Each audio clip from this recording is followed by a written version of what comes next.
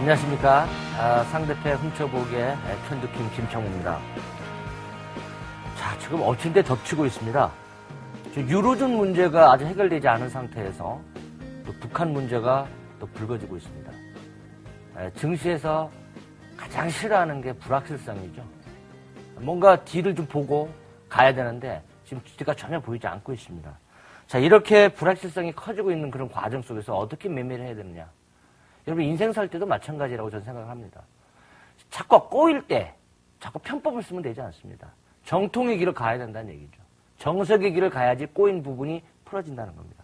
이렇게 어려울 때 난국을 헤쳐가는 지름길, 그게 바로 룰에 따른 원칙, 원칙에 따른 매매, 룰에 따른 매매, 기본에 충실한 매매가 되어야 되겠습니다. 자, 오늘 캔킴의 상대패 훔쳐보기, 자, 여러분 잠시 후에 살펴보도록 하겠습니다.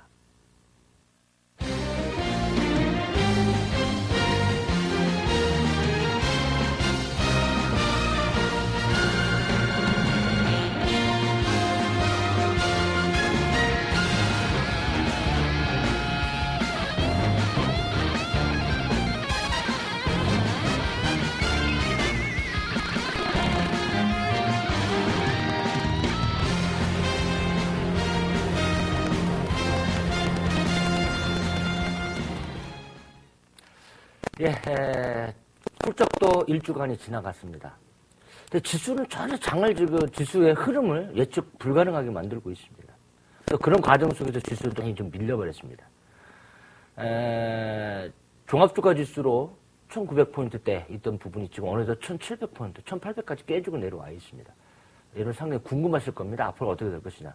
자, 그래서 제가 지난주와 지지난주, 그 다음에 또 오늘도 마찬가지겠습니다만 시장을 분석하는 방법 역시 오늘 또 한번 점검을 해볼 거고요. 앞으로 시장이 어떻게 전개될 것인가 여러분들이 스스로 답을 내릴 수 있는 그런 흐름을 제가 오늘 같이 여러분 공부를 할 거고, 자, 오늘 주제 나가기 전에 지난 강의 키포인트 좀 살짝 짚어보도록 하겠습니다.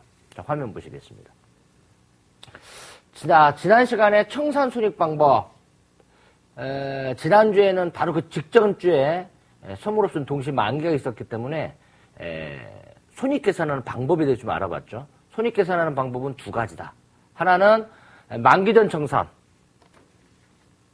만기 전 청산에서는 선물 가격과 선물 가격을 비교한다. 그러니까 지금은 계속 이제 선물 가격과 선물 가격을 비교하는 거죠. 근데 이제 만기 날만 딱 한 번, 만기 날만. 그것도 만기가 마무리가 되는 동시 옵션 만기, 선물이나 옵션 만기일 날은 선물 옵션 시장이 종합주가 지수보다 10분 더 빨리 끝나잖아요. 그래서 그 만기 결제 청산할 때는 선물가와 선물가 비교하는 게 아니고 선물가와 결제 지수를 비교한다. 왜? 왜 그러냐? 만기 날, 선물이라는 거는 미래의 종합주가 지수인데 만기일이 바로 미래일이라는 얘기죠. 그래서 선물가와 결제 지수만 비교한다. 이렇게 보시면 되겠고, 그 다음에 이제 시장 분석 방법 해가지고 어떻게 분석하는 거냐? 앞으로 장이 좋은 장이냐 나쁜 장이냐라는 거는 어떻게 비교한다고 그랬죠? 미래 가격 갖고 미래의 종합주가 지수하고 현재 종합주가 지수를 비교하면 됩니다. 그럼 미래 종합주가 지수가 어디 있느냐? 있죠. 자, 잊어버린 분들을 위해서 오늘 또 한 번 또 점검을 할 겁니다. 그래서 미래가 현재가 비교. 그 얘기는 결국은 미래가는 선물 가격이 될 것이고 현재 가격은 코스피 200 지수입니다.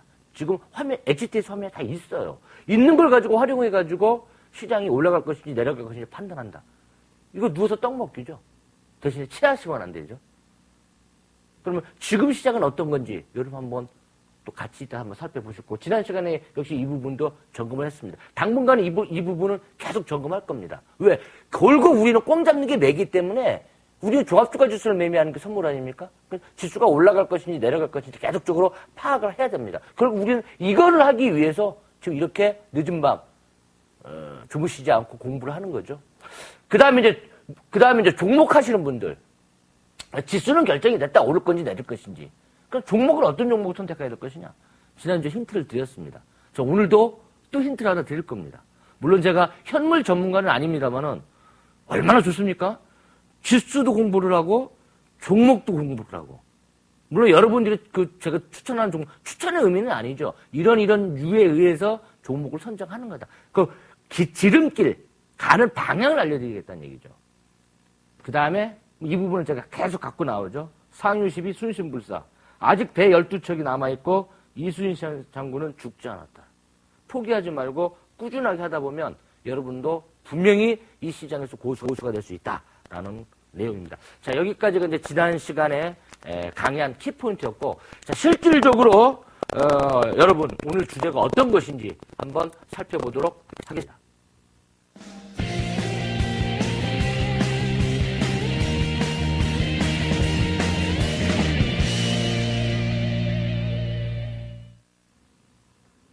자, 이제 오늘 주제가 증거금에 관련된 겁니다. 증거금.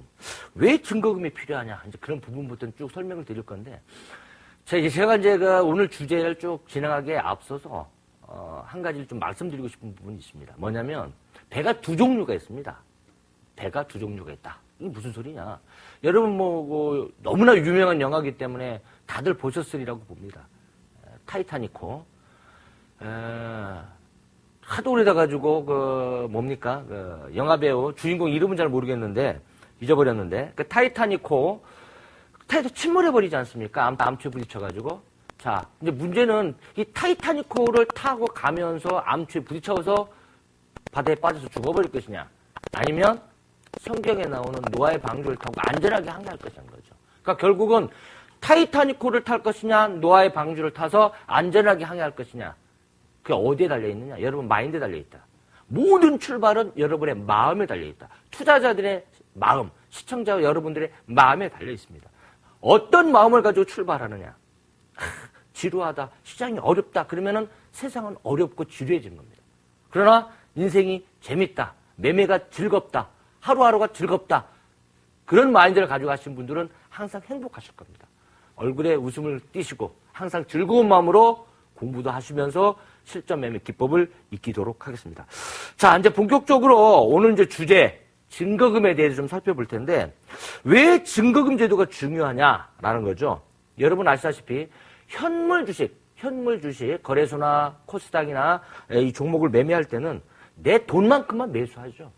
내가 1,000만 원이 있으면 1,000만 원어치 매수할 수 있고, 1억이 있으면 1억만큼 매수할 수가 있습니다. 최대한도. 물론, 시장 내에서는 편법의 방법이 있죠. 그 편법의 방법이 나쁜 건 아니죠. 정부에서 금융당국에서 허락을 해줬으니까. 그게 이제 미수라는 제도.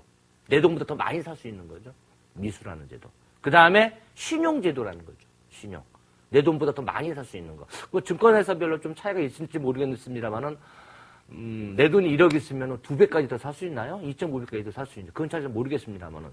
어쨌든, 내 돈보다 더 많이 살 수 있는 부분은 논 외로 친다면, 어쨌든, 현물 거래소 종목, 코스닥 종목은 내 돈만큼만 사는 게 주식의 기본 메커니즘이다. 이렇게 보시면 됩니다. 근데 1억만큼 1억 샀다. 그러면 증권회사 입장에서는 문제가 없죠. 돈 빌려주는 데가 없으니까. 그런데 문제는 내 돈보다 더 많이 샀을 때는 어떻게 됩니까? 많이 샀다는 얘기는 증권회사에서 돈을 빌려준다는 얘기죠. 그죠? 빌려준다. 그러면은 빌려주는 입장에서는 어떻게 됩니까? 그 돈을 회수를 해야 되잖아요. 최악의 상태, 최후의 수단으로. 그런데 현물 쪽은 내 돈 가지고 기본적으로 내 돈만큼만 사면은 문제가 없는데, 선물옵션은 문제가 발생이 돼 있죠. 왜 문제가 발생되느냐? 그 그림을 한번 살펴보고 나서, 그림을 살펴보면 그 이유가 되실 겁니다. 자, 제목을 보니까 선물 1,500만 원이 현물 1억과 같다 그랬습니다.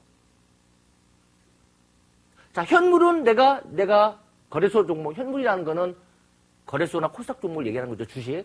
내 돈 1억 있으면은 편법을 쓰지 않으면 1억만큼만 사면 그만입니다. 모든 위험은 내가 지는 거죠. 투자자가 지는 겁니다. 그런데 이거보다 내가 내 돈은, 투자자 돈은 1억밖에 투자를 안 했는데 이거 이상으로 샀다라고 했을 경우에는 늘 리스크는 일정 부분 돈을 빌려준 사람한테 넘어가는 거죠. 자, 근데 선물은 지금 문제가 되죠. 자, 선물 1,500만 원어치가 현물 1억의 효과입니다. 그러니까 만약에 여러분들이 선물 계좌에 1억을 집어넣었어요. 1억을 집어넣어서 1,500만 원어치만 사면 그 그게 바로 현물의 1억의 효과가 있습니다. 그런데 더 많이 샀다라고 했을 경우는 문제가 되죠. 자, 칠판으로 한번 가서 그 부분을 다시 한번 점검해 보도록 하겠습니다. 대단히 중요한 부분입니다. 이 부분은. 다 아시는 내용입니다만은 모든 게 기본에서 가장 중요한 부분이 있다고 그랬죠. 자, 내 돈이 1억이에요. 예를 듭니다. 내 돈이 1억인데 현물에서는 1억밖에 못 사지만 선물에서는 1,500만 원어치만 사면 1억이다라고 그랬습니다. 1억의 효과를 낸다. 같은 거다. 현물 1억과 선물 1,500만 원은 같은 거다. 그러니까 여러분이 1,500만 원치만 사면 돼요. 그럼 1억의 효과가 있어요. 근데 1,500만 원치 사니까 내 돈은 1억이 있어요. 지금 현재 내 돈이 1억이 있어요. 그럼 1,500만 원치 사고 나면 그 다음에 남은 돈이 얼마냐? 8,500만 원이 아직 계좌에 돈이 남아있잖아요. 그러니까 투자자들 여러분들은 내 돈의 계좌가 돈 이만큼 남아요. 빌린 돈도 아니거든요. 돈이 있으니까 또 사고 또 사고 또 사고 이렇게 됩니다. 사람 심리가. 물론 사는 이유는 여러 가지가 있겠죠. 더 수익을 크게 하기 위해서 또는 내가 매매를 했는데 시장은 내 예상대로 움직이면 좋은데 반대로 움직일 때가 있잖아요. 그러다 보니까 돈은 있지. 그걸 가지고 여러분 뭐라고 그러죠? 물 탄다고 그러잖아요. 물 탄다. 물 탈 수도 있죠. 그런데 문제는 뭐냐? 1,500만 원치만 사면 현물이 1억이기 때문에 그걸로 끝이에요. 괜찮아요. 그 돈은 여유 있게 놔두면 됩니다. 그거 위험하지 않아요. 자, 여러분이 만약에 그 옛날 그 이솝의 동화에 나오는 얘기가 있지 않습니까? 그게 뭐냐? 개구리가 그 형제들이 길가에 놀다가 논밭에 놀다가 황소가 지나갑니다. 얼마나 커요? 그러다 보니까 개구리들이 놀래가지고 엄마한테 집에 와서 쫓아와가지고 엄마한테 얘기를 합니다. 엄마보다 더 큰 생물을 봤어요. 그러니까 엄마가 뭐냐? 얼만큼 크냐? 그래가지고 뭡니까? 볼때기에다가 막 공기를 집어넣어가지고 몸을 부풀리잖아요. 이만큼 크냐? 아니, 더 커요. 이만큼 그냥 더 커요. 그러다가 결국 어떻게 됩니까? 배 타서 죽어버리잖아요. 제가 왜 이 얘기를 하냐, 갑자기. 리스크라는 건요, 그 위험이라는 거는 자기가 만드는 거예요. 만약에 아까처럼 1,500만 원쯤은 사면 그만이에요. 그게 1억의 효과가 있다고 그랬잖아요. 여러분들은 제가 지난번에도 말씀드렸습니다만 여러분들이 만약 장이 주식이 올라갈 것 같다. 그럼 여러분들 1억에 대해서 베팅을 다 하겠죠. 매수를 할 겁니다. 저는요. 현물 1억을 안 사요. 저 같으면. 저는요. 선물 1,500만 원치를 매수합니다. 왜? 같은 효과인데 뭐하러 돈을 1억 다 써요? 그러면 1,500만 원치 사면 내 계좌에는 8,500만 원이라는 돈이 있잖아요. 이거는 뭘로 남아요? 계좌에 현물 계좌나 주식 계좌나 선물 옵션 계좌나 계좌에 돈이 남아있으면 이건 이자가 붙어요. 이만큼만 사면 충분하잖아요. 이 돈은 계좌는 여유 있게. 또 뭐 생활하다 보면 돈이 필요할 때도 있지 않습니까? 뭐 출금도 좀 하고. 풀베팅 다 해버리면 돈 뗄 것도 없잖아. 누가 급히 아파. 그러면 어쩔 수 없이 이 주식을 팔아야 돼. 위험하잖아요. 그게 바로 지렛대 효과라는 거죠. 지렛대 효과. 다시 말씀드리면 자, 화면으로 다시 한번 볼게요. 자, 화면으로 다시 한번 오겠습니다. 그러면 아까 말씀드린 대로 현물 1억과 선물 1,500만 원은 같은 효과다. 근데 아까 그 개구리 얘기를 했습니다만은 돈이 있다고 해가지고 뭉치장 다 사버렸어. 물론 내 돈 1억만큼 다 샀다고 가정을 합시다. 그럼 실질적으로 얼마치 산 거냐? 얼마치 산 거죠? 1억 원어치 사는 게 아니고 6억 6,700만 원어치 주식을 사게 되는 거죠. 내 돈 1억인데 6억 6,700만 원어치 사게 되는 거죠. 왜? 현물 100%와 선물 15%가 같은 거니까 그 레버리지 효과가 지렛대 효과가 6.67배라는 거죠. 그 얘기는 뭐냐? 개구리가 개구리로 만족을 해야 되는데 개구리가 황소 흉내를 내다 보니까 배 터져 죽어버리는 거죠.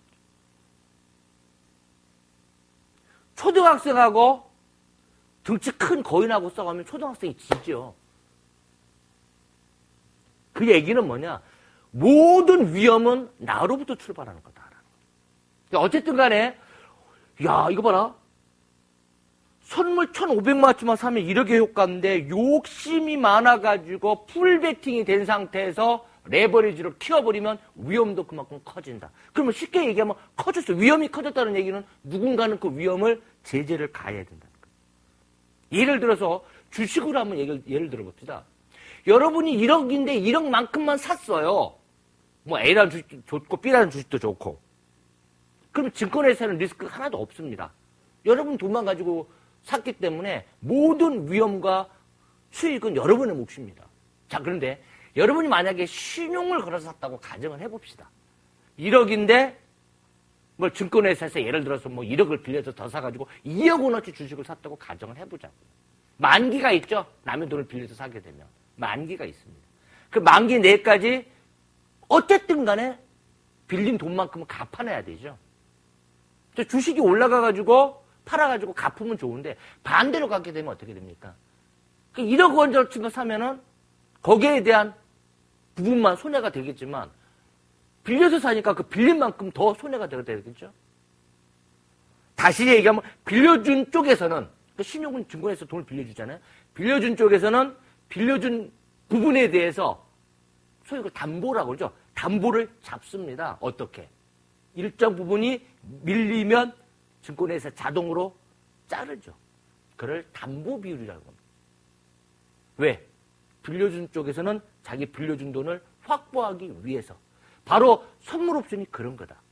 그러니까 내가 1억 원이 돈이 있지만 현물처럼 1,500만 원만 사면 그만인데 있는 돈을 다 사버렸다. 그럼 위험하잖아요. 그 위험한 부분을 증권회사에서 리스크를 잘라주는 역할을 합니다. 바로 그 필요성 때문에 증거금 제도가 선물 옵션에는 있습니다. 자, 그래서 증거금 제도가 생긴 이유는 바로 레버리지가 선물은 크기 때문에 크게 쓴 레버리지만큼 증권회사에서 담보를 확보하기 위해서 증거금 제도라는 것을 만들었다. 이렇게 보시면 되겠습니다. 자, 증거금 제도의 필요성. 바로 거래 이행을 위한 보증금이다. 그럼 증거금이 뭐냐죠? 증거금이라는 게 뭐냐? 정의에 해당되겠습니다. 개념에 해당되겠습니다. 그 증거금 제도 필요한 이유는 얘기를 했죠. 만약에 칠판 잠깐 다시 한번 갔다 올게요. 만약에 여러분들이 1억의 자금을 넣어놓고 1,500만 원치만 사면 전혀 문제가 없어. 돈이 많이 있기 때문에. 근데 이걸 풀로 샀을 경우, 풀베팅을 샀을 경우에는 내 등치가 굉장히 커져버렸죠. 그러니까 위험 때문에, 그 커진 위험 때문에 증거금 제도가 필요하다라고 말씀드렸고, 거기서 가기 전에 한 가지만 더 말씀드릴게요. 여러분 주식할 때도 마찬가지입니다. 위험은 가끔 어떤 분들이 도저히 납득이 안 가는 그런 뭐라고 할까요? 납득이 안 가는 그런 마인드를 갖고 계신 분이 있어요. 무슨 소리냐면 위험은 작게 하고 수익은 크게 하려고 합니다. 이게 모든 재테크 투자자들의 목표죠. 이런 상품은 한 군데도 없어요. 이런 상품을 찾으려고 하지 마세요. 없어요. 위험은 없고 수익은 크다? 그러면은 바보가 아닌 이상 이런 상품이 있다. 이런 기회가 있다. 그럼 모든 사람들이 다 이 종목 다 사죠. 이게 상품이 됐든 종목이 됐든 무엇이 됐든 간에 여기에 모든 투자자들이 다 몰립니다. 지금 이 시장은 저는 글로벌 전쟁터라고 얘기를 합니다. 왜 글로벌 전쟁터라고 얘기하느냐? 왜? 외국인도 있죠. 여기 외국인의 노랑머리도 있고 빨강머리도 있고 하양머리도 있고 뭐 엄청나죠? 엄청난 자금력에다가 엄청난 정보력에다가 엄청난 금융공학적인 그런 패턴 기법을 가지고 다 들어옵니다. 여기에 또 얘네들만 있어요? 기관 투자자들도 있잖아요. 요즘에 기관이 좀 문제죠. 요즘 기관 최근에 어저께 12시 막 넘어서 그 북한 문제가 발생이 됐죠. 투매 나왔죠. 그 투매의 출발점이 누군지 아십니까? 바로 여기 우리나라 기관 투자가 였다는 거예요. 우리나라 기관 투자가 였다. 한편으로는 이해가 됩니다. 왜? 살아야지. 살아야 되니까. 이거는 다시 얘기하면 이 시장에는 우리보다 더 많은 자금력과 정보력을 가지고 있는 외국인도 있고 기관도 있고 또 우리 개인 투자자 중에서도 나보다 더 많은 자금력을 갖고 있는 사람들 무지무지하게 많습니다. 사방을 둘러보면 노래도 그런 거 있죠. 사방을 둘러보면은 나한테 우호적인 사람보다는 이 재테크 시장에서는 적들이 더 많다는 겁니다. 혹시 여러분들 지금 고인이 됐습니다만은 그 탤런트 박용화 씨라고 그 영화에서 작전이라는 영화를 보셨는지 모르겠습니다. 작전. 그 작전 하라고 그 영화가 만들어진 게 아니고 작전의 폐해성을 말씀드리려고 그 만들어진 걸로 저는 감히 생각하고 있습니다. 주식은 기본 자산, 그 기초 자산보다 저평가된 걸 사가지고 팔아먹는 거죠. 본 가격이 될 때. 소문에 의해서 막 부풀려가지고 하게 되면 아까 예를 들었습니다만은 과하면은 배 터진다고 그랬죠. 자, 어쨌든 간에 뭘 얘기하고 있냐. 이 시장은 글로벌 전쟁터입니다. 어마어마한 그러한 자금력을 가지고 있는 시장에서 싸우고 있습니다. 여러분들, 여기서 어떻게 승리할 수 있겠습니까? 승리하는 방법이 무엇이겠습니까? 제가 여러분께 한번 여쭤보고 싶습니다. 엄청난 외국인들, 엄청난 기관들, 엄청난 개인 고수들. 여러분들이 이 시장에서 지금 수익 내려고 들어오셨죠. 그들 상대로 이길 수 있는 방법이 무엇이겠습니까? 딱 한 가지. 차트? 차트? 여러분이 제일 좋아하시는 게 차트죠. 제일 보기가 편하니까, 매매하기가. 차트. 자, 여러분만큼 차트 못 보는 사람이 있을까요? 여기 외국인, 기관, 개인.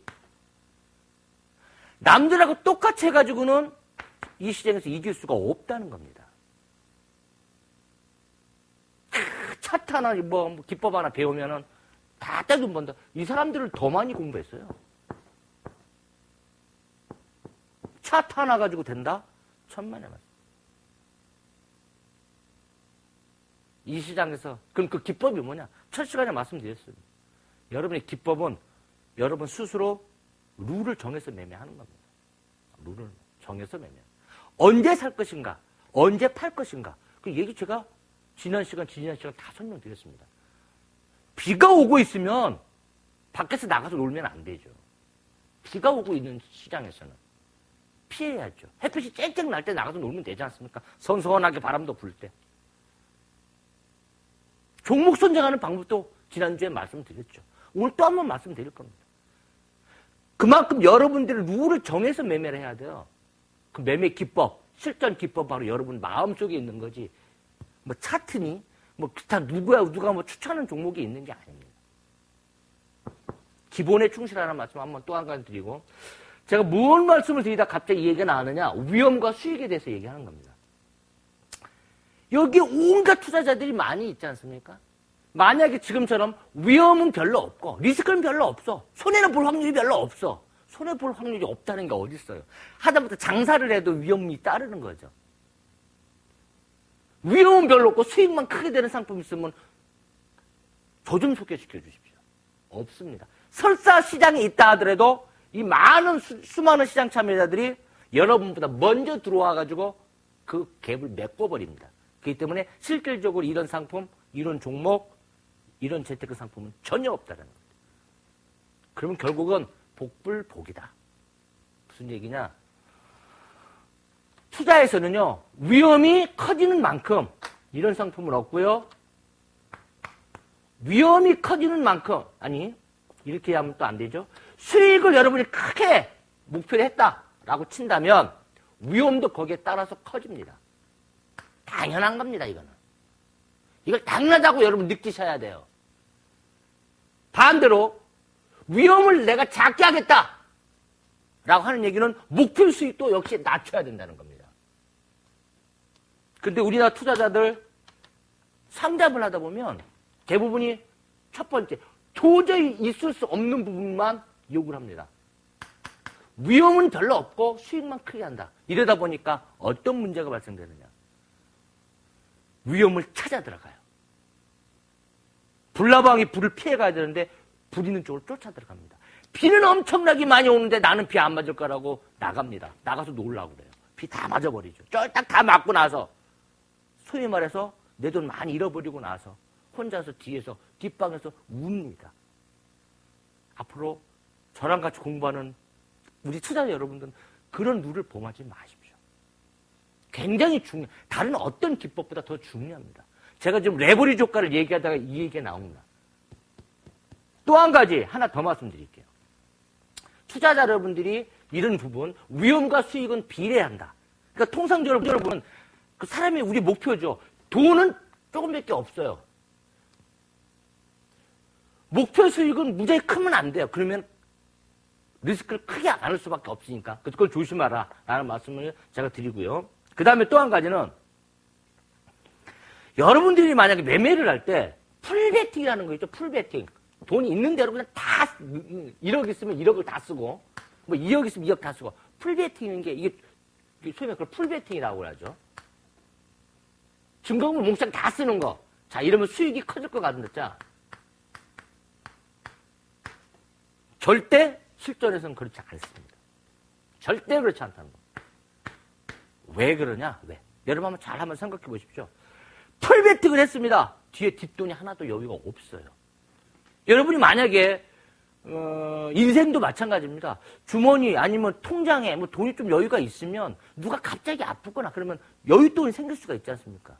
근데 통장에 돈이 그래서 뭐 이런 말씀 뭐 달랑달랑합니다. 불안하잖아요. 근데 누구라도 한번 갑자기 아파봐요. 돈이 급히 필요해봐요. 급전 써야 되잖아요. 뭐 요즘에 문제 사회적으로 이슈가 많이 되고 있는 대부업체 문제. 그 비싼 이자 쓰는 거. 그 사람들이 그런 돈을 쓰고 싶어서 썼겠습니까? 돈을 이자가 낮은 데서 빌릴 수 없으니까 그러다가 이자가 높은 고율로 가는 겁니다. 그래서 사채입자 쓰는 겁니다. 처음부터 뭐 쓰려고 쓰는 게 아니죠. 어쩔 수 없죠. 그 얘기는 뭐냐? 주식 매매도 똑같아요. 선물 매매도 똑같습니다. 풀베팅 하면 수익은 많이 클 것 같죠? 천만의 말씀입니다. 풀베팅 하죠? 그러면 주가, 종목이든 종합주가 지수를 매매. 그 종목을 매매하는 거는 현물 매매고, 그 다음에 지수를 매매하는 게 선물이라고 그랬잖아요.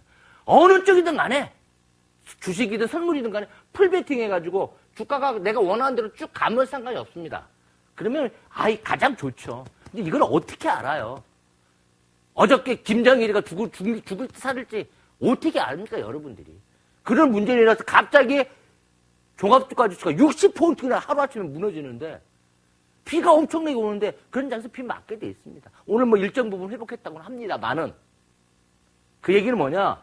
풀베팅하고 내 돈이 뒤에 여윳돈이 없으면요. 쭉 올라가면은 내가 원하는 방향으로 가면 좋은데 시작이라는 게 그렇지 않죠. 중간중간에 텀이 있습니다. 텀이. 이 텀 동안에 여러분 기다리지는 못해요. 풀베팅 돼 있으면 불안해서 이게 불안심리가 작동이 됩니다. 반대로 내가 매수를 했는데 풀베팅 매수를 했는데 밀려요. 지수가 밀린다고 칩시다. 밀리면 못 견딥니다. 무지하게 무섭죠. 조금만 밀리거나 그렇게 되면 팔게 돼 있어요. 그래서 여러분들이 수익을 크게 내기 위해서는 반드시 증거금 관리가 필요합니다. 그 얘기는 주식을 하시는 분도 마찬가지고 특히 선물 옵션을 하는 경우는 더 그렇습니다. 그래서 반드시 계좌에 돈은 놔둬라. 그래서 저는 제 철칙이 있습니다. 돈이 있으면 제 계좌에서는 절대로 50% 이상은 쓰지 않습니다, 저는 50% 쓰면 거의 풀베팅 하는 거라고 생각합니다. 왜 그렇죠? 아까 15%만 쓰면은 현물 1억만큼 쓰는 거잖아요. 그럼 50%까지 다 선물해서 썼다. 3배 이상 쓴 거잖아요. 그래도 불안합니다, 저는. 근데 어떤 분들, 선물 옵션 하시는 분들이 100%씩 써요. 있는 돈 다 써요. 이거는 100%가 아니고, 아까 레버리지 효과를 얼마? 6.7배, 6.67배의 레버리지를 쓴 거지. 실질적으로는 100%가 아니고 667%를 쓴 거예요. 위험을 여러분 키워가지고, 아까 제가 일화를 예를 들었던 황소 개구리의 배가 터지는 일이 없도록 했으면 좋겠습니다. 모든 게 욕심이다. 욕심을 절제할 수 있는 분만이 나중에 웃을 수가 있습니다. 마라톤도 마찬가지죠. 마라톤 42.195km를 뛰어야 되는데 처음에 힘이 좀 남아있다고 막 그냥 뭐라고 할까요? 있는 힘을 다해서 달리면 1km도 못 가가지고 지쳐서 마라톤 완주 못합니다. 최종적인 거는 마라톤 풀코스에서 테이프를 끊고 1등은 아니더라도 선물 옵션은 꼭 1등 할 필요 없다고 그랬죠. 내가 먹으면 남이 깨지잖아요. 그러니까 내가 승자편에만 있으면 된다고요. 승자편에. 제로섬 게임이라고 했잖아요. 고스톱 게임이라고 했잖아요. 내가 거기서 꼭 1등만 돼야 됩니까? 따기만 하면 됩니다. 따기만 하면. 그 수익을 낼 수 있는 방법. 그게 바로 증거금 관리가 그래서 필요하다라는 거고. 자, 그런 측면에서 증거금 뭐 여러 가지 제가 예를 들어서 설명을 드렸습니다. 자, 그러면 증거금 제도 필요성에 대해서 얘기를 했고 보증금 성격이다 말씀드렸고, 그 다음에 증거금이 어떤 증거금들이 있는지 구체적으로 좀 살펴보도록 하겠습니다. 증거금의 종류입니다. 자, 지금 그림이 나가고 있죠? 보니까 개시증거금이라는 게 있고 유지증거금이라는 게 있습니다. 개시증거금이라는 게 있고 유지증거금이라는 게 있다. 개시증거금은 뭐냐? 최초 거래를 하기 위해서, 최초 매매를 하기 위한 증거금, 그거를 개시증거금이라고 합니다. 최초 매매를 하기 위한 증거금. 그 다음에 이제 오늘 구체적으로 배울 유지증거금이라는 게 있습니다. 유지증거금. 말 그대로 개시니까 개시할 때, 매매를 개시할 때 필요한 증거금. 그 다음에 유지증거금은 내가 포지션을 유지하는 과정에서 필요한 증거금. 그게 개시증거금, 유지증거금. 여기서 이제 중요한 부분은 퍼센트입니다. 증거금률이 필요하죠. 개시증거금률은 현물 증거금의 15%다. 현물 증거금의 15%. 아까 말씀드렸죠? 현물 1억과 선물 1,500만 원 같다. 바로 거기서 나오는 거고요. 그 다음에 이제 오늘 좀 중요한 부분이 유지증거금입니다. 자, 유지증거금이 뭐냐? 포지션 보유를 위한 증거금, 포지션 보유를 위한 보증금의 성격, 그게 바로 유지증거금이죠. 소위 말해서 월세 보증금입니다. 월세 보증금의 성격. 그 유지증거금률은 약정 금액의 10%다. 자, 이게 무슨 말이냐? 자, 개시증거금은 처음에 내가 매매를 하기 위해서 내 선물 계좌에 돈을 집어넣는 금액, 그걸 개시라고 그랬습니다. 개시증거금. 근데 오늘 이제 쭉 다루게 될 내용, 대부분이 유지증거금에 관련된 부분인데, 그 유지증거금이 아까 자막에 나가는 거 보니까 월세 보증금의 성격이다 이렇게 얘기했죠. 자, 여러분 이제 집으로 한번 돌아와 봅시다. 이해를 좀 쉽게 하기 위해서. 달세 산다고 가정합시다. 달세 산다고. 사실 미국 같은 경우나 유럽 쪽에서는 내 집 갖고 있는 사람들이 별로 없죠. 내 집 소유보다는 즐겁게 살자. 그죠? 우리나라 사람들은 유독, 저도 마찬가지입니다만은, 우리나라 사람들이 자기 소유욕이 굉장히 강합니다. 그죠? 근데 이제 예를 들어서 이제 월세라는 부분 다 알 겁니다. 월세. 그러면 월세 얼마를 놓고, 그 다음에 달달이 월세를 내죠. 보증금을 냈고 달달이 월세를 냅니다. 자, 그런데 월세를 못 내는 경우가 있죠. 그럴 경우가 발생할 겁니다. 자, 그러면 집주인 입장에서는 가만히 있습니까? 그 사람들이 뭐 자선사업을 하는 사람들이 아니기 때문에 못 낸 월세만큼 어디서 까죠? 나중에 보증금에서 까죠. 보증금에서.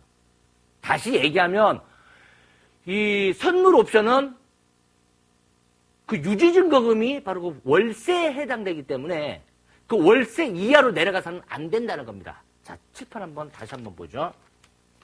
이 부분이 이해되면은 오늘 주제의 대부분을 다 이해하시는 거다라고 보시면 됩니다.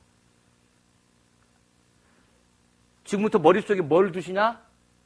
아, 유지증거금은, 개시증거금은 처음에 개시할 때니까 그렇게 싹 중요하지 않아요. 진짜 중요한 건 유지증거금이에요. 유지증거금인데 유지증거금은 월세 보증금하고 같다라고 말씀드렸습니다. 그 성격이에요. 월세 보증금 1,000만 원에 예를 들어서 뭐 월 100만 원씩 낸다라고 할 경우 여러분이 이 100만 원씩 쭉 내게 되면 나중에 만기 때 1,000만 원을 집주인한테 받아올 수 있잖아요. 그런데 이 100만 원을 못 내면 이거 까잖아요. 언제까지 까요? 결국 1,000만 원이 까야 되니까 이게 월 100만 원씩이라면 결국 10달 못 내면 10달 뒤에 이게 보증금이 제로에 되잖아요. 제로. 그럼 집주인이 언제까지는 봐줍니까? 처음에는 봐주죠. 왜? 여기 막 터놓은 이 보증금이 있으니까 뭐라고는 안 해요. 돈 내라고는 하지만 돈 못 내는데 어떻게 할 거예요? 근데 언제까지 봐주느냐? 이 보증금이 0이 되는 순간 10달까지는 봐줘요. 바로 유지증거금이 바로 그런 개념입니다. 유지 증거금률이 아까 화면 보니까 몇 프로? 10%라고 그랬습니다. 10%. 10%. 지금부터 그걸 잘 기억해야 돼요. 아, 유지 증거금은 보증금의 성격이다. 유지 증거금은 약정 금액의 10%다. 거기까지 잘 기억을 해 두시고 또 화면으로 오겠습니다. 자, 그래서 이제 계산을 한번 해볼게요. 실질적으로. 이제 성격은 그런 건데, 자, 화면 보십시오. 자, 예를 들어서 오늘 선물 지수가 232예요. 그 지금 제가 계산을 편의상 미리 해왔습니다. 240이라고 예를 들을게요. 자, 240포인트 한 계약을 여러분이 샀습니다. 포인트를 돈으로 환산하는 작업, 그게 가격 승수이죠. 50이 약속이라고 그랬죠. 그러면 실질적으로 240포인트를 한 계약에 사는 데는 돈이 얼마나 드냐? 1억 2천이 든다. 1억 2천. 1억 2천은 1억 2천이지만 선물의 장점은 돈을 N꼴을 다 안 준다. 그러니까 뭐라고? 100%도 안 준다. 그랬죠? 돈은 실질적으로 15%만 있으면 된다. 그랬죠. 이게 무슨 증거금률? 이게 바로 개시증거금률. 여기서 15% 증거금률이 바로 개시증거금을 얘기하는 겁니다. 그래서 계산해보니까 1,800만 원.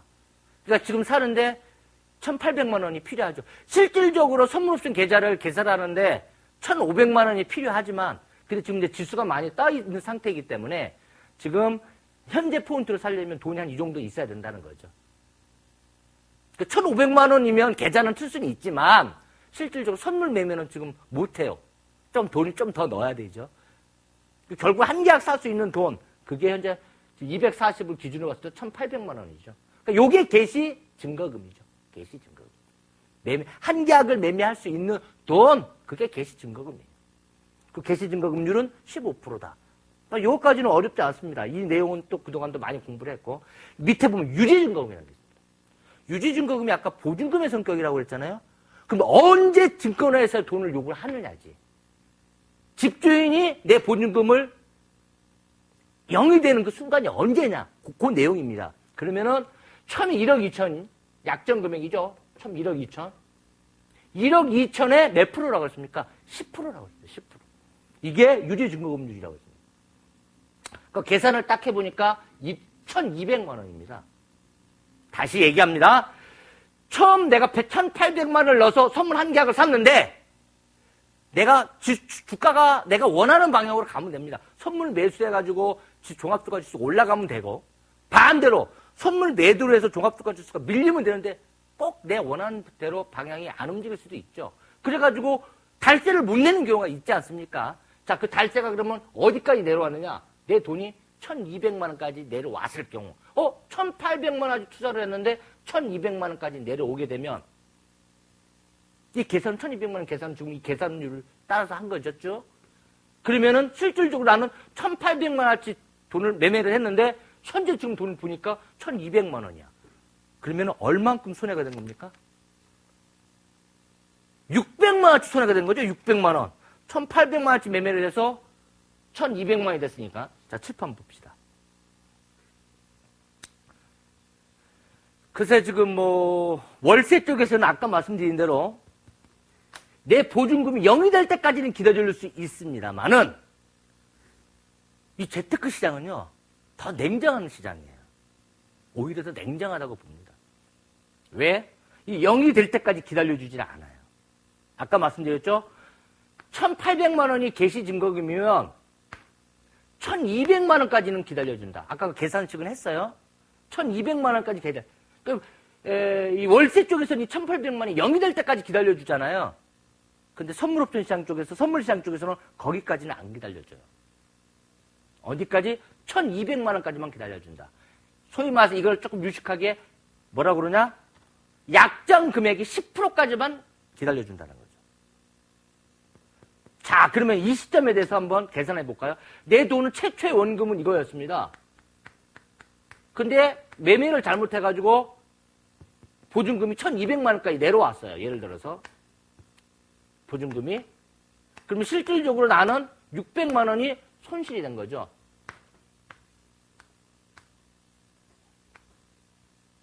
자, 600만 원 손실이면 이게 포인트로 한번 계산 한번 해볼까요? 포인트로. 선물 매매해가지고 이렇게 600만 원 손실이 됐으면 도대체 몇 포인트 손실이 됐나? 한번 볼까요? 만약에 여러분이 아까 240에서 샀다고 칩시다.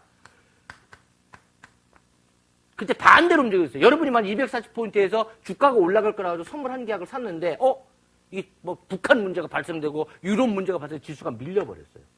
가지고 지금 600만 원이 손해봤다. 그럼 포인트로는 그렇죠. 어느 정도까지 밀린 건가? 자, 1포인트가 얼마라고 그랬죠? 1포인트가 50만 원이라고 그랬잖아요. 네? 1포인트가 50만 원이라고 했으니까 600만 원을 포인트로 환산하면 5, 20, 5, 1, 5, 12포인트가 되겠죠? 240포인트를 내가 매수를 했는데 반대로 움직여가지고 12포인트가 밀려. 그 포인트가 얼마입니까, 그러면? 228포인트. 가 되면, 이 시점에 오면 증권회사에서 돈을 요구를 합니다. 요구하는 증거금, 그거를 추가 증거금이라고 얘기를 합니다. 자, 그럼 그 부분을 다시 한번 화면을 통해 가지고 또 한번 보도록 하겠습니다. 자, 이게 지난 시간에도 한번 나왔던 내용인데 오늘 다시 한번 짚으면서 이해가 확실히 되죠. 개시증거금 실질적으로 1,500만 원입니다만은 형식적으로는 1,500만 원 이상 되는 계산할 수 있으니까 그게 개시증거금이지만 실질적으로 좀 지수가 높은 상태에서는 지금 현재 240 기준으로는 1,800만 원 정도가 필요하다. 개시증거금. 유지증거금은 거기서부터 600만 원. 그러니까 1,800만 원 기준으로 지금 600만 원이 되는 거 1,200만 원짜리죠. 그만큼 손해를 보게 되면 증권회사에서 추가 담보를 요구, 돈을 더 넣어라 그럽니다. 못 넣으면 어떻게 됩니까? 못 넣으면. 그 다음날 12시에 반대 매매를 해요. 그러니까 예를 들어서 월세를 못 내면은 방을 떼는 거죠. 방 떼라 해가지고 쫓아내는 거랑 똑같은 역할을 합니다. 만약에 내가 매매를 잘해가지고 증가를 했다. 이거 지난 시간 이걸 뭐라고 그랬죠? 일일정산이라고 그랬죠? 일일정산. 선물은 매일매일 종가를 가지고 내가 진입한 단가하고 계산을 해가지고 이익이 되면 내 계좌에 돈이 바로 꽂혀요. 그 돈을 언제 빼올 수 있냐? 내가 청산하지 않았는데도 불구하고 그 기준은 그 다음날 12시까지는 돈을 뺄 수 있어요. 그러나 먹은 부분은 그 다음날 12시에 돈을 뺄 수 있고 만약에 손실 부분은 일정 손실 부분은 괜찮습니다만 아까 얘기한 대로 유지증거금을 하회하는 달세 보증금의 일정 부분을 하회하는 부분은 그 다음날 12시 전까지 돈을 넣어야 돼요. 그래서 이 부분 꼭 기억을 해두시기 바랍니다. 그래서 지금 이제 말씀드렸고 이렇게 이제 추가로 요구하는 증거금 이거를 조금 유식하게 뭐라고 하느냐? 마진콜이다 이렇게 얘기를 합니다. 마진콜이다. 마진콜이다. 좀 생소한 용어죠. 내용은 쭉 말씀드렸던 내용들이에요. 내용들은 유지증거금 10%를 하회할 때 요구하는 증거금 월세 보증금을 다시 맞춰놓으라 이거지 쉽게 얘기하면 그거를 마진콜이다 이렇게 부른다. 돈을 요구한다. 그래서 뒤에 콜자가 부르는 거 콜 요구한다는 얘기죠. 마진콜이다. 그래서 마진콜 개념을 잘 기억을 해두실 필요가 있습니다. 그러면 만약에 여러분들이 마진콜을 당했다라고 할 경우에는 내가 지금 몇 프로 정도 손해를 보고 있느냐? 5% 정도를 손해를 보고 있던 거다. 왜? 개시증거금이 15%였잖아요. 15%였죠. 유지증거금 해가지고 증권회사에서 추가 담보를 요구하는 게 10% 밑에 가면은 요구를 하는 거기 때문에 실질적으로 내가 풀베팅 했을 때 5%가 까지게 되면 주식에서는 5% 까지면 5%지만 선물에서는 얼마나 더 까지는 거죠? 5% 까지면 레버리지가 6.67배니까 33%가 손해보는 거죠. 그렇죠? 반대로 5% 먹었다 그러면은 여러분들은 주식에서는 5%밖에 이익이 아니지만 선물에서는 33%가 이익이죠. 아, 이거 대단한, 이걸 기회이면서 위기죠. 위험하면서도 찬스죠. 그렇기 때문에 선물업체에서는 풀베팅 하시면 안 돼요. 왜? 5%만 올라도 30%를 여러분 수익을 낼 수 있는 거예요. 대단하죠. 그러니까 어제 같은 경우 만약에 선물 지수가 밀리는 것 때다 베팅을 하셨다. 어제 같은 경우 소위 여러분이 좋아하시는 표현으로 대박 나는 겁니다. 그래서 선물옵션은 공부를 하셔놔야 돼요. 굉장히 중요하다라는 말씀을 드리도록 하겠습니다. 자, 그 다음에 이제 한 가지 더 살펴볼 부분이 있죠. 이제 시장 분석 기법 한번 살펴보도록 하겠습니다. 시장 분석. 시장이 지금 도대체 어떤 시장이냐? 어떤 시장이냐? 그림 한번 볼까요? 시장이 지금 어떤 시장이냐? 자, 이거 앞으로 지금 내용은 매일 볼 거예요. 제가 매주 볼 겁니다. 결론은 버킹 거 아닙니까? 오를 거냐 내릴 거냐 알려달라 아닙니까? 찍어달라. 제가 뭐 점쟁입니까? 제가 찍는 게 아니고 여러분이 저랑 같이 공부한 내용까지 그대로 시장에 접목해보라 이거예요. 자, 왼쪽은 미래가고 오른쪽이 현재가입니다. 그죠? 자, 그러면 일반적으로 정상적인 장에서는 미래가가 비싸야 되잖아요.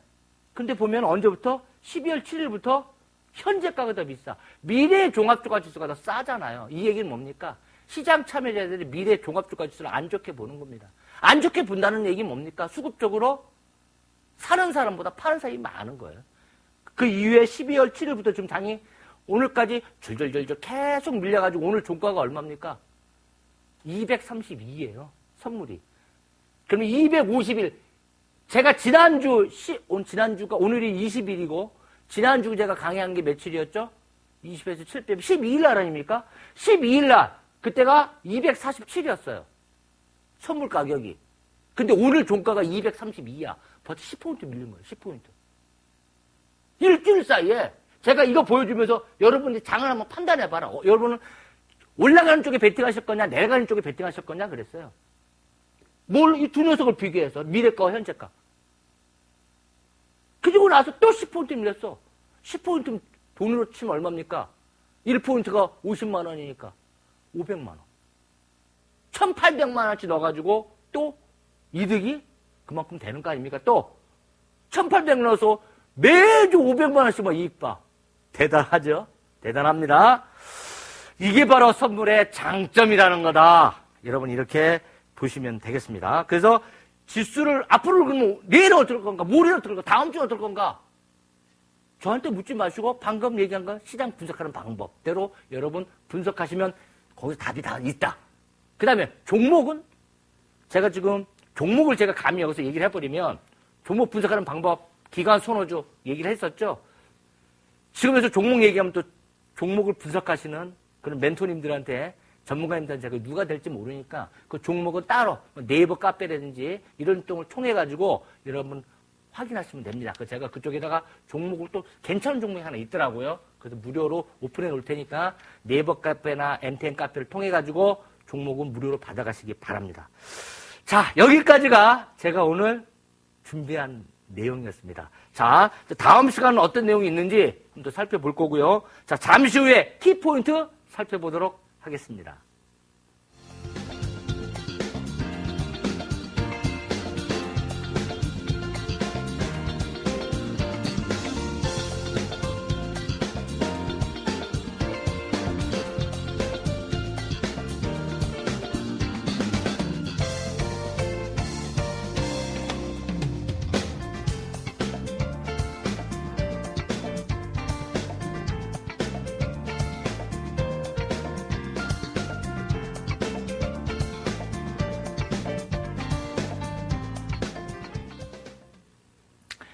예, 오늘도 쭉 달려왔습니다. 이제 내용을 또 한 번 더 정리를 좀 해보겠습니다. 자, 오늘 이제 중요한 내용은 이제 증거금이 왜 필요하냐 말씀드렸고, 그 다음에 증거금 중에서 이제 처음에 매매할 때 필요한 증거금이 개시증거금. 근데 개시증거금보다 더 중요한 게 유지증거금이라고 그랬죠. 유지증거금의 성격을 어려우면 좀 쉽게 푸세요. 월세 보증금이다. 월세 보증금이다. 그래서 유지증거금률은 10%다. 만약에 유지증거금 밑으로 가게 되면 그 다음날 12시까지 다시 개시증거금 수준까지 올려놔야 됩니다. 돈을. 추가로 들어가야 돼요. 그래서 매매를 잘해야 되겠다. 그리고 매매를 잘하기 위해서 추가 돈을 들이지 않기 위해서는 어떻게 해요? 매매를 잘해야 되겠죠. 그래서 매매 시장 분석하는 방법을 말씀드렸습니다. 자, 다음 주 내용은 여러분이 진짜 궁금해하실 베이시스락을 한번 공부를 해보도록 하겠습니다. 자, 여러분 늦은 밤까지 고생 많으셨고요. 다음 주에 여러분 건강하게 다시 찾아뵙도록 하겠습니다. 자, 지금까지 상대평 훔쳐보기의 캔드킴 김창모였습니다. 감사합니다.